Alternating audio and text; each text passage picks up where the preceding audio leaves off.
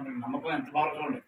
ఆవగింజంత విశ్వాసం మనలో ఉంటే ఆ పర్వతంతో మాట్లాడుతూ ఉంటాం. నీకొచ్చే వ్యాధితో మాట్లాడుతూ ఉంటాం. నీకొచ్చే బాధతో మాట్లాడుతూ ఉంటాయి. నువ్వెళ్ళో సముద్రంలో కూడా అంటా ఉంటాం. ఆవగింజంత సింగతి ఎంత మనకున్న కష్టం పర్వతం చెప్పాడు. మనకున్న ఇబ్బంది పర్వతం చెప్పాడు. మనకున్న వ్యాధి పర్వతం చెప్పాడు. మనకున్న వ్యాధి బాధ చెప్పాడు పర్వతం. ఇప్పుడు ఆవగింజ ఎంత అంటే ఆవగింజ ఎంత అంతని కాదు. ఆవగింజ మీరు పేపర్ మీద పెట్టుకోవాలి. తాలింపులు వేసి ముందు ఆవగింజ పేపర్ మీద పెట్టుకుంటే దాన్ని భూతత్వంతో చూసినా వెనకాల చూసినా గిరగతికి చూసినా దాని మీద మొక్కజొన్న పొత్తుకున్నట్టుగా ముచ్చు కానీ పచ్చిమిరపకాయకు ఉన్నట్టుగా బుడికర్ర కానీ టమాటాకు ఉన్నట్టుగా సొట్ట కానీ బంగాళదుంప ఉన్నట్టుగా పొట్ట కానీ ఏమీ ఉండవు.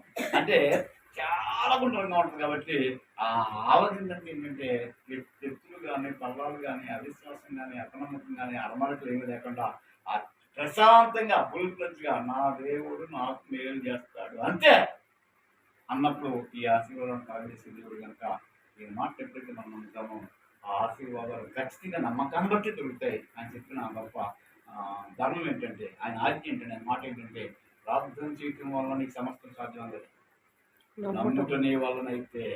అంటే దాని మాట ప్రార్థన కన్నా పవర్ ఏంటి? నమ్మకం. ఆ నమ్మకాన్ని బట్టి గొప్ప ఆశీర్వాదం ఇచ్చే దేవునికి మహిమ కలుగును.